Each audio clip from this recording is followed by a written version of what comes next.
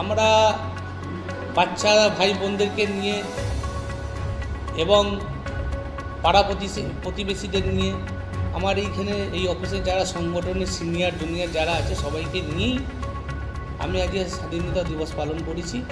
এবং সেই স্বাধীনতা দিবসে আমাদের মধ্যে একটা নতুন চিন্তাভাবনা এসেছিল, কিছু গাছ আমাদের এই চত্বরে বৃক্ষরোপণ আমরা এই প্রোগ্রামটা নিয়েছিলাম, সেটা করেছি এবং বিভিন্ন জায়গায় আরও জায়গায় আমরা গিয়ে পতাকা উত্তোলন করেছি।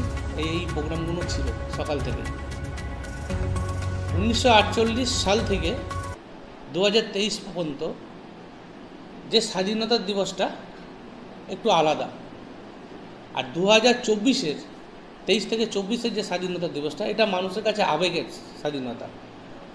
কারণ কেন্দ্রের যে লাঞ্ছনা বঞ্চনা আমাদের বাংলার প্রতি এবং মাল বৃদ্ধির যে এত দাম বাড়িয়ে দিয়েছে, এত মূল্যদ্রব্যর দাম বেড়ে চলেছে, সাধারণ মানুষের কাছে খুবই কষ্টকর।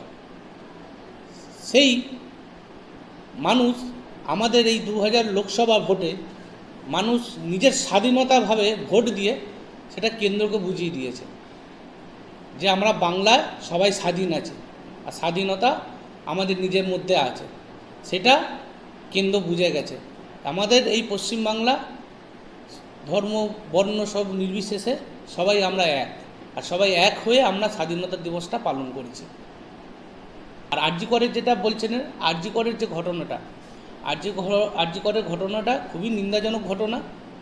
সেই নিন্দাজনক ঘটনাটাকে আমরাও চাই যে দোষী করেছে সেই দোষীর শাস্তি পাক, এবং আমাদের যে সুপ্রিমো মুখ্যমন্ত্রী তিনিও সেটাই চাইছেন যে যে দোষী করেছে সে শাস্তি চাক, আমরা সেটা চাইছি। বাপিরা।